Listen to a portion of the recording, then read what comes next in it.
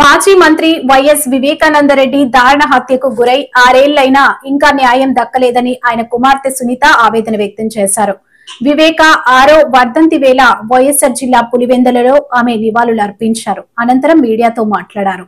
6 సంవత్సరాలు అయింది నాన్నగారు వైఎస్ వివేకానందరెడ్డి గారు హత్య జరిగి. 6 సంవత్సరాలుగా పోరాడుతున్నాం న్యాయం కోసం.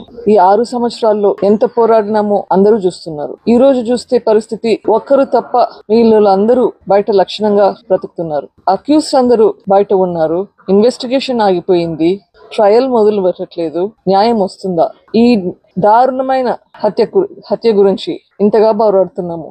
వైఎస్ వివేకానందరెడ్డి గారికి ఇంత అన్యాయం జరిగితే న్యాయం జరగలేదు, మరి ఇంకొకరికి ఎలా న్యాయం జరుగుతుందని అనుకుంటాము. ఎవరైతే నిందితులు అని చెప్పబడ్డారో వాళ్ళకంటే ఎక్కువ శిక్ష మాకు మా కుటుంబానికి ఎక్కువ పడుతున్నట్లుగా ఉంది. ఇది న్యాయం అసలు. కానీ ఖచ్చితంగా న్యాయం జరుగుతుందన్న నమ్మకం అయితే ఉంది.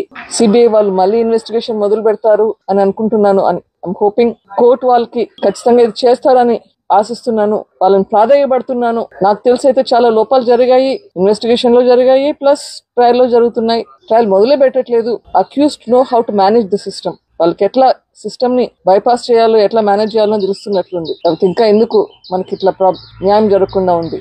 కానీ పోరాటం అయితే జరుగుతుంది. చూద్దాం. Let us see where it goes. Support అయితే ఇస్తాము అని చెప్పారు, కానీ ఎంత మటుకు చేయగలుగుతారు ఇది స్టేట్ గవర్నమెంట్ పరిధిలో లేదు ప్రస్తుతానికి. కానీ విట్నెసెస్ అందరూ ఇక్కడే ఉన్నారు. చనిపోతున్నది పరిస్థితి కూడా చూస్తున్నాము. విట్నెసెస్ అని జాగ్రత్త పరచుకోవాలి, అక్యూస్డ్ జాగ్రత్త పరచుకోవాలి. లేకపోతే జస్టిస్ అనేది ఎట్లా వస్తుంది? ఎవరైతే దీంట్లో విట్నెస్ గా ఉన్నారు, ఎవరైతే దీంట్లో నిందితులుగా ఉన్నారు, అందరి బాధ్యత ఇప్పుడు స్టేట్ గవర్నమెంట్ మీద ఉంది. వీళ్ళందరినీ జాగ్రత్తగా వాళ్ళ హెల్త్ సంగతి చూసుకోవాలి, వాళ్ళ సేఫ్టీ గురించి చూసుకోవాలి. లేకపోతే జస్టిస్ అనేదానికి న్యాయమే లేదు. అదే కాకుండా చాలా మంది విట్నెసెస్ హోస్టైల్ అవుతున్నారు. విట్నెసెస్ మీద ప్రెషర్ పెడుతున్నారు, మీ స్టేట్మెంట్స్ వెనక్కి తీసుకోండి అని. అట్లాంటివి కూడా జరగకూడదు. ఇప్పటికి చాలా ఇన్సిడెంట్స్ జరిగినాయి, సస్పిషియస్ డెత్స్ ఉన్నాయి.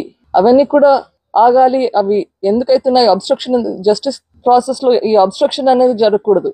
ఆ ప్రికాషన్స్ తీసుకునేదానికి we have to get support from the state government.